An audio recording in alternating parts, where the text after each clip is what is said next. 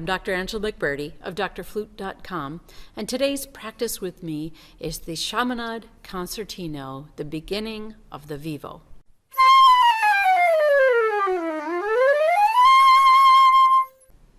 Oh, it's so much fun to get to this spot, but it's also a little bit frightening.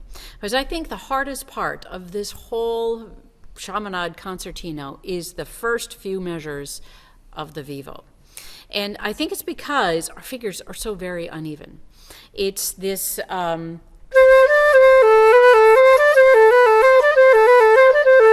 section. And the thing to do is, you're going C to D, is you're going fast enough that you should just use your trill fingering for that. And the problem is that occurs is that we want to play that faster. And it's to make that finger move evenly. This is the trickiest spot here.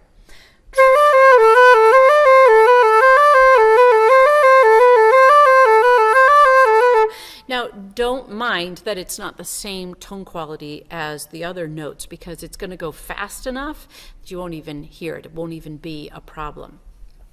Here's what I would do to work on it. Triple tongue. You just got to tongue it enough that your fingers just start being even. The muscles know what to do and they're reacting at the right time. So I would practice it.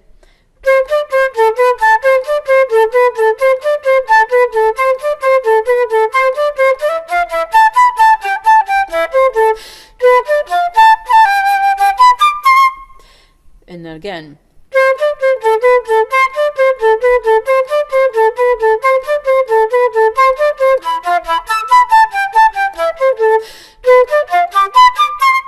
And then continue, do the next little section before all the chromatics start happening.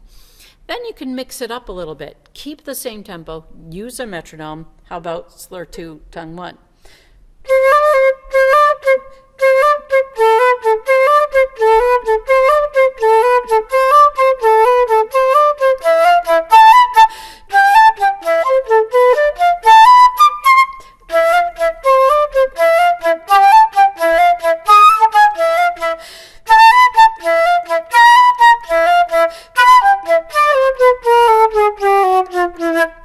And then you're getting to all the chromatics. Mixing up the articulation is the best way to make your fingers work the way you want them to work. Now, it's also using your ear. So if you've been working on it, you're using different articulations, and then you put your metronome on a little bit faster and it still is uneven, use your ear and make your ear tell that finger to move properly.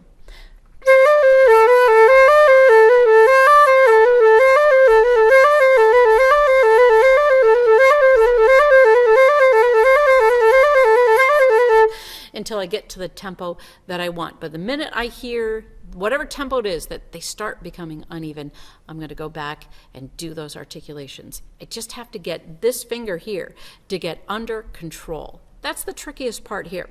Now, if you don't, another thing to worry about, so moving off of that finger control issue, is breath, having enough breath to last. I find sometimes when we start, because you're starting the Vivo from the section above, the slow.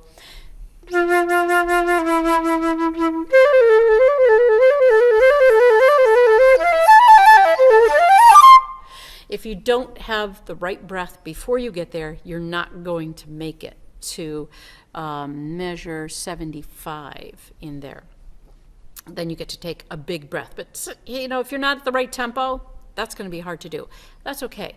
Work yourself into the right tempo and learn to control that air so you have enough, because you absolutely can't take a breath in the middle of there. Your piano player would be gone.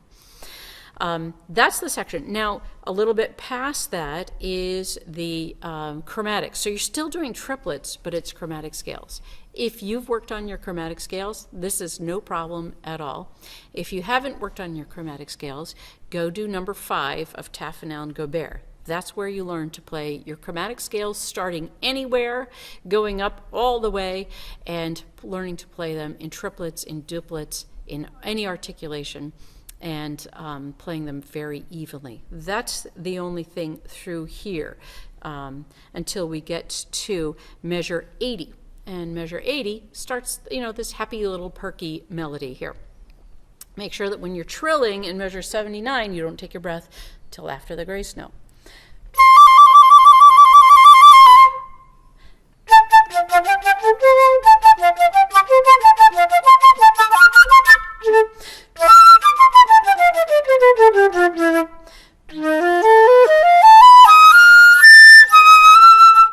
Nice and slow. Figure that out. Until you can do it faster and faster. This run right here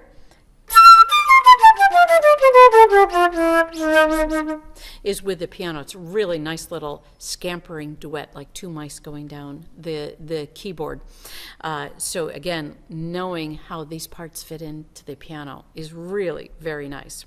Okay, now if you were to perform this, you wouldn't turn the page because you have 1.5 beats to get to the next page. And then you get these skipping arpeggios. Now, these can be a little bit tricky. Again, you start off with this grace note.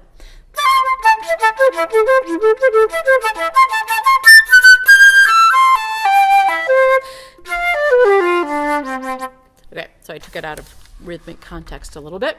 But these big skips going down, I like to practice them by going only on one and one and one and practice those first. So I do my triplet.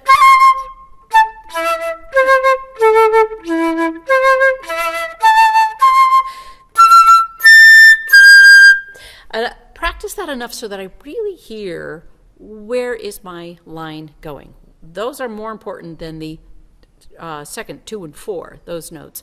And same with the next time it occurs in here.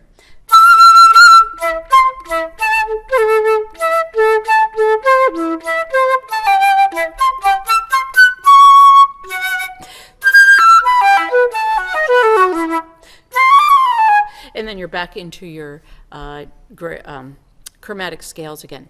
So just playing, what are your important notes? 1, 3, 1, 3.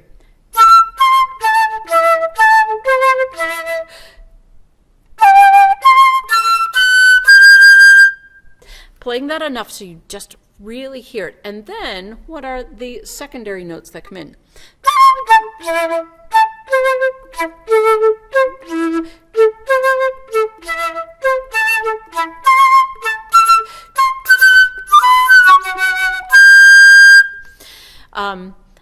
Taking it out of rhythmic context, you start hearing what's going on, and then you can slowly start putting it back together. But here's another place where you're doing 16th notes in duple, and then you do 16th notes in triplets. So that contrast again is occurring in this movement. You go into your chromatic triplets all the way through there, and then you get to your trill.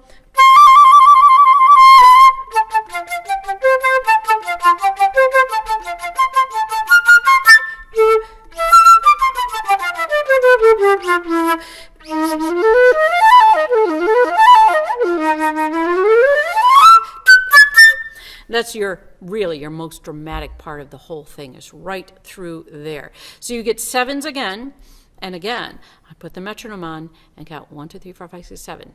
Now, I had a theory teacher that said, when you're counting like that, 7, because it has 2 syllables, it's hard. So just say sev, 1, 2, 3, 4, 5, 6, 7. 1, 2, 3, 4, 5, 6, 7. So that you really know what the tempo is that you should have on those 7s and how you should fit it in. Okay, that is a section. There's really 2 sections to work on before you get to the animato. Work on that, get clear articulation, work on your arpeggios through there, keeping the triplets even. That's really the hardest part through this section. Have fun working on this part of your Chaminade Concertino from the Vivo to the next animato. If you like this video, press the like button, subscribe, comment below, and share it with your friends.